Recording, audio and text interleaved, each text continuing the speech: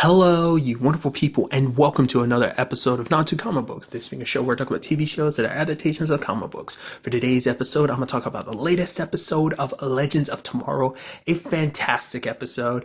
All around just like a fun episode. Yes, it's a little like serious, and it's just kind of like it's meant to be more of a heartwarming episode in a certain regard, but it's just like, if you don't know anything about me, I love like Groundhog Day like episodes where it's like, oh, you're stuck on a repeat or something like that. I love those storylines. I mean, it fits. It's kind of like if you have a time like travel story, it's like it kind of like I feel like it's a staple storyline that many shows have done. But I'm always excited to see like when someone does there and what kind of twists and turns they put on it. And this one ended up being like. I think it's the best thing that it is Zari, because out of anyone, and I think the episode plays into it, is the fact that she's the most distant with the team. First of all, she's the newest member coming into this new team, especially because this is like, after Leo left and everything, which kind of makes even perfect sense for him to leave now too, because now it's like we're back to the core team, I mean, obviously with the exception of, sadly, Stein and Jax, but this already kind of established family that's kind of grown even closer, subsequently since like last season after everything they've been through, but she's a new addition to it. And I think it was just a great choice for her. Like it's meant to be like a story of Zari kind of understanding this, because she always does seem like she kind of like and this episode plays into the whole aspect of like, oh, she doesn't like the way the team operates, because for her it's like, I'm trying to save my future, trying to make save my brother's life, make sure that the time I come from doesn't happen, that things end up a little bit differently, which even now that's still an element we still haven't really touched on, is how did things get to the way they are now that Argus basically kind of had like this super control over everyone and everything, metahumans being locked up like that and everything. Like we still have not got to like exactly how that future came to be, because I think Zari also represents that kind of interesting side of people who are just like, but I understand why you don't want to change history. Zari's still in that like in that point of kind of understanding why someone isn't doing it, but at the same time it's like, no, we should do it, but it's that same feeling everyone has. Like when you have time travel in your hands, you might as well use it to the fullest opportunity. But she's pissed at Sarah. She just kind of like, bump this. I'm done with this. Like I'm only supposed to be. I only want to be around you guys long enough to find out a way to save my brother. Other than that, I don't care about this whole thing. I'm never part of the team. Whatever, Because for her, she made this simulation program that's like, okay, the way run all these different simulations so we can find the loophole so we can change time, like she has in the past with the whole Helena Troy situation and stuff like that. So nevertheless, because that's the only time she's kind of done a loophole and it's kind of worked out. They kind of reference her trying to help out with the whole Marty situation, but like that's a situation that didn't really help out. So, but these are the two times she's tried so far to change, and it's something that is kind of like you need to nip that in the bud now before it turns into something worse later on that ends up snowballing into an even bigger problem, time and stuff, So nevertheless, but I thought it was kind of interesting because it is kind of like it's not just like, oh, she's the only one that's being affected type of thing that starts this whole thing. It's like, no, like basically the ship is going to explode if she doesn't, fix this situation. So it's just not just her life at risk.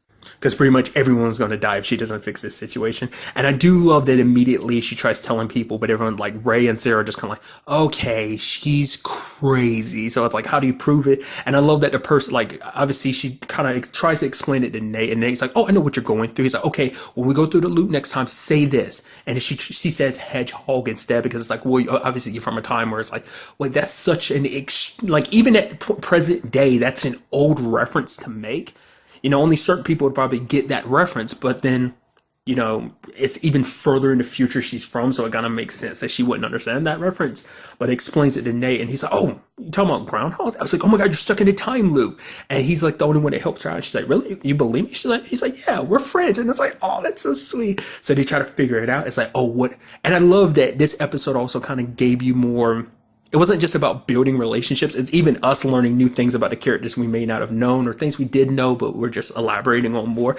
Like finding out that Mick actually writes, like he wrote a story, a novel, is just so fascinating to me. And I love that he had all these booby traps. First there was the bear trap, and then like Zari helps Nate the next time through, and he's like, oh man, that would have, can you imagine if that happened, if that had actually got me? She's like, I don't have to imagine. He's like, oh man, that sucks. And then next trap, he gets electrocuted, and I just love it. But then also finding out he's actually writing a story, that was just crazy to me. I was wondering what was so. It's like he's there. That's the beauty of Mick. He is a very complex character.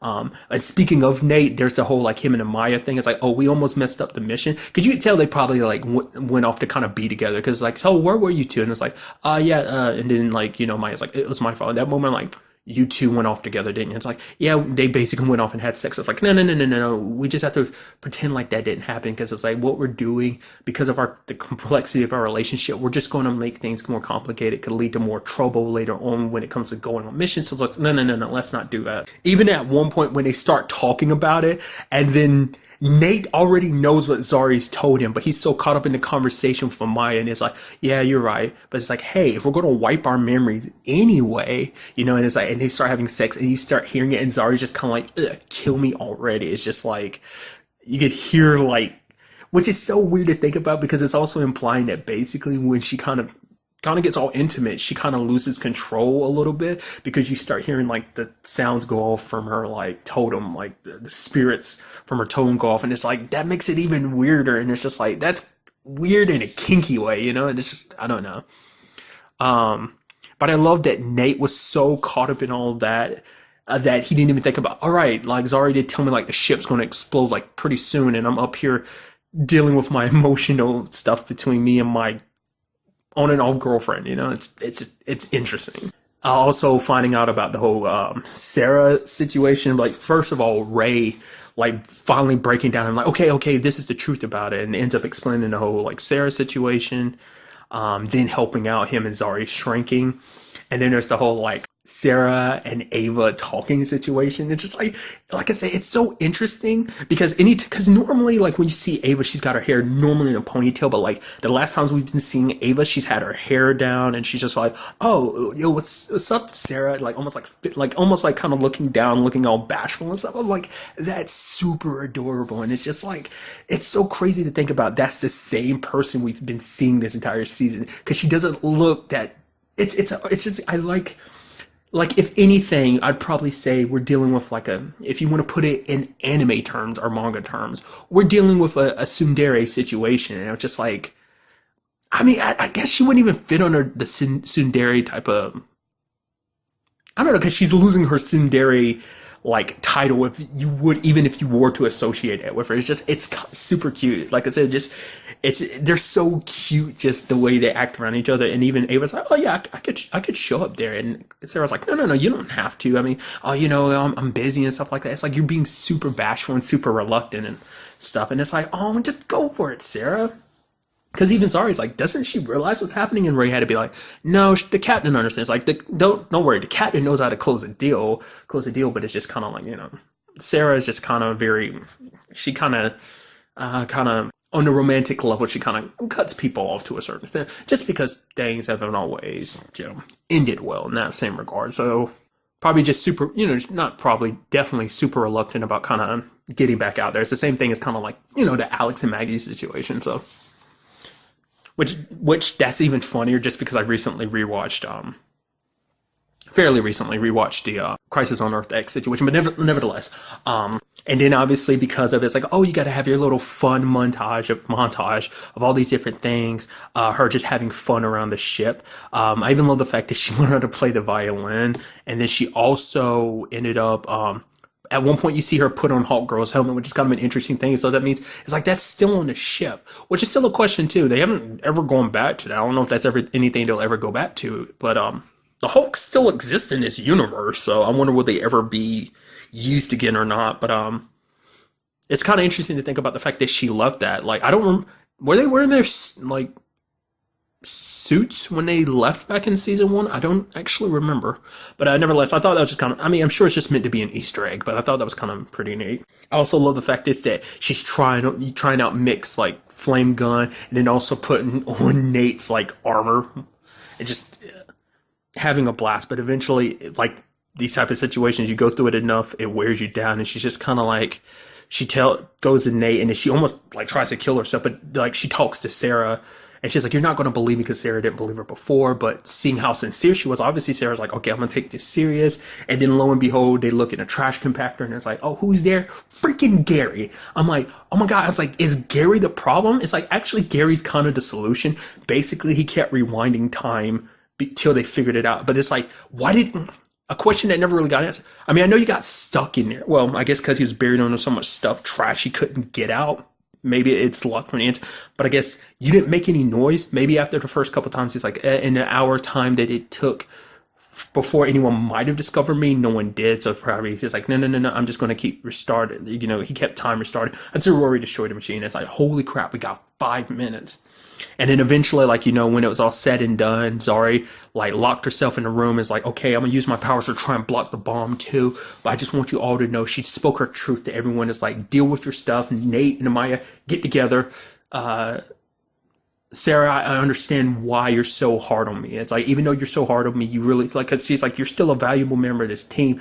But it's like, if there's loopholes created, then Sarah's going to want to start, you know, saving Laurel, and that's something she's had to try so hard to stop herself from doing, especially last season when dealing with the Legion of Doom, and then there's the whole situation with things changing because of Marty, like, you know, Lily and everything. And do you know that, you know, he's like, because that was kind of something she snapped at him for, because it's like, I'm literally struggling not to bring my sister back, and I literally have Damien Dark here in front of me constantly reminding me. So now that he's back again, it just makes that wound even that much more deeper when you think about it. But, you know, so Zari kind of understands a little bit more, you know, why Sarah is the way she is. The fact is she's very strict and everything, but that is also because she cares deeply, you know.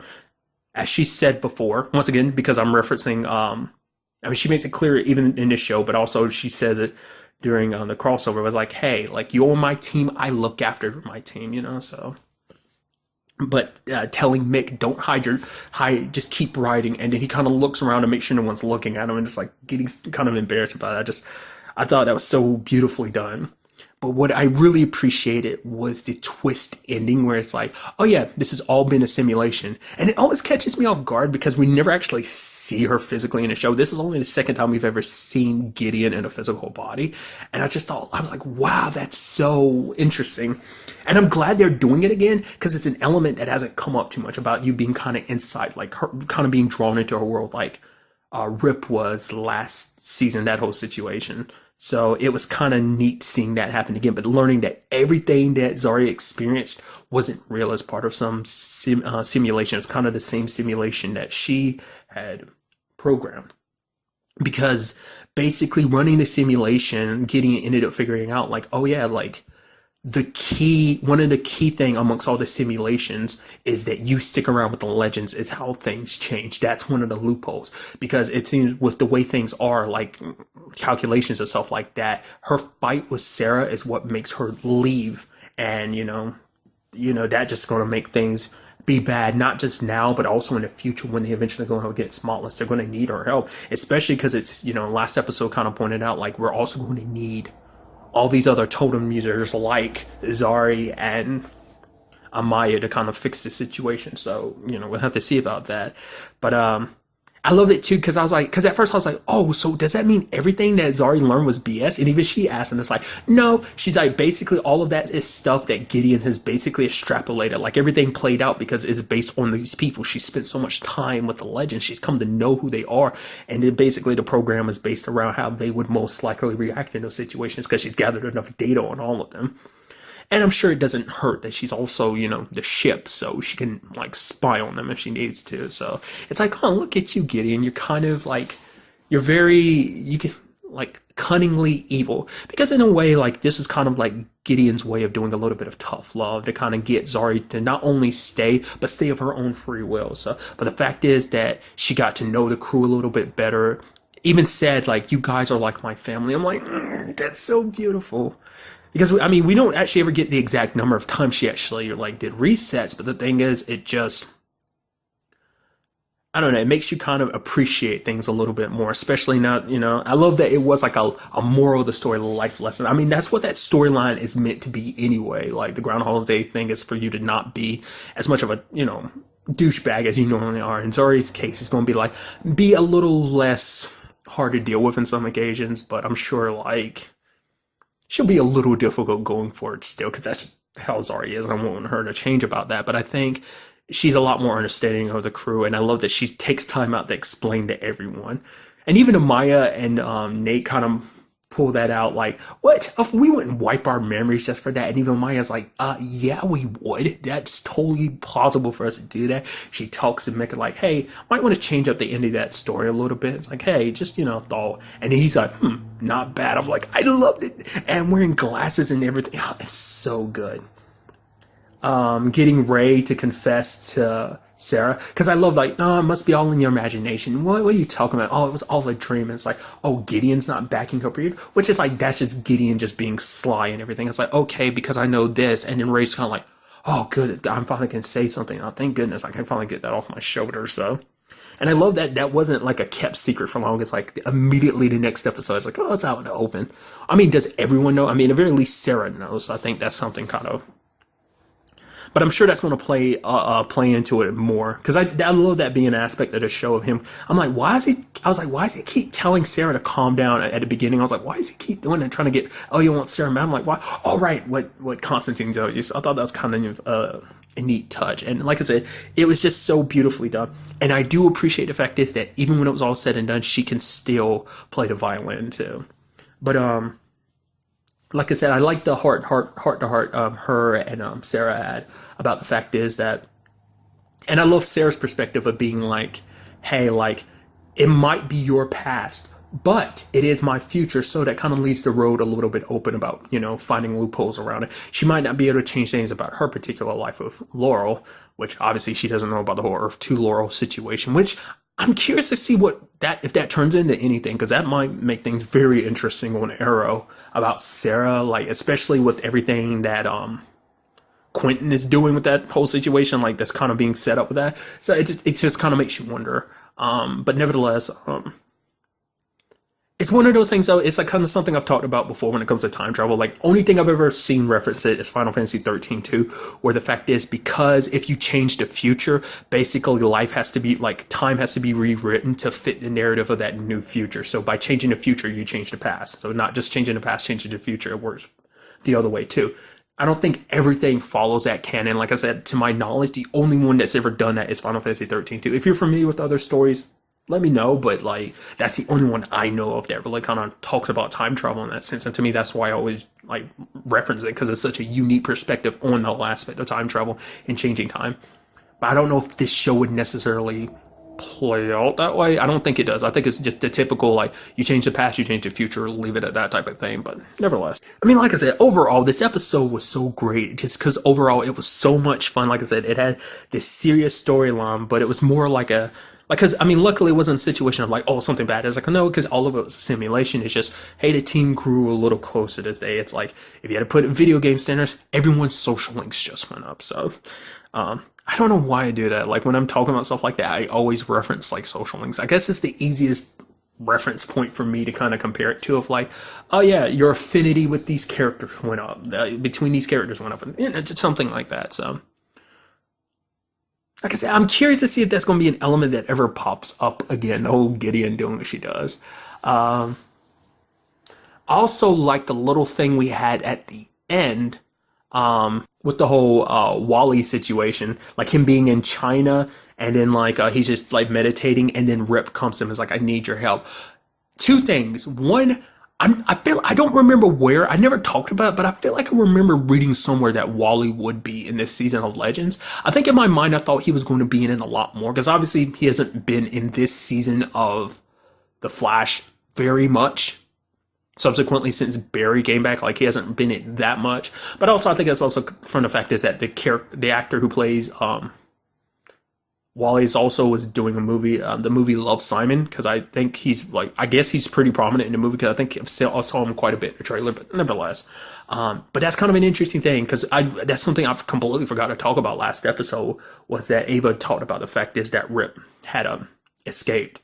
I didn't know whether that was something like she was saying because the Time Bureau was kind of lying to her, making it seem like he escaped, but really they had their own plan in motion. That was kind of my thought last episode, but I didn't talk about it. But it seems like, no, he outright escaped. I mean, not unless there's more to it. But he goes to Wally in particular, I think is kind of interesting. And I guess the reason why he goes to Wally is because Barry's kind of caught up in his own situation right now with everything. So it's like not really a time to really go to Barry about things, but Wally's just kind of off, which is interesting. I didn't catch the name, but is that place that Wally's at in China? Is that the same place that Barry dropped Big Sur off to? I don't think it is. If I caught the name, I don't remember the names though, but I don't think it is. It could be, but I don't know. I thought that was kind of interesting. So I'm curious to see like what happens with that. I mean, I guess it makes sense too because Wally is a speedster, and you would want a speedster on your side, especially if you're trying to change time or something. Like I said, I'm curious to see, will he join up with the Legends, or is that just going to be Rip and Wally working independently from them, all ultimately working towards the same goal? Like, because the last time we saw Rip, he became so obsessed with this whole trying to date down Mala situation, he was dragging people down with him, like making sacrifices, but who's to say he won't end up doing the same thing to Wally? We'll just kind of have to wait and see. But I'm very interested to see what goes down in the next episode with all these developments. And final thing I want to kind of go over, this is just kind of more on my side of things.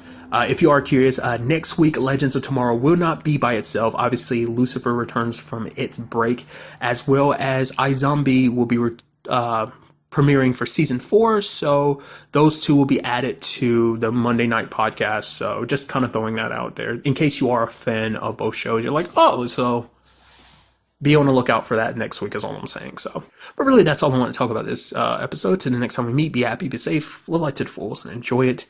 Good day and goodbye.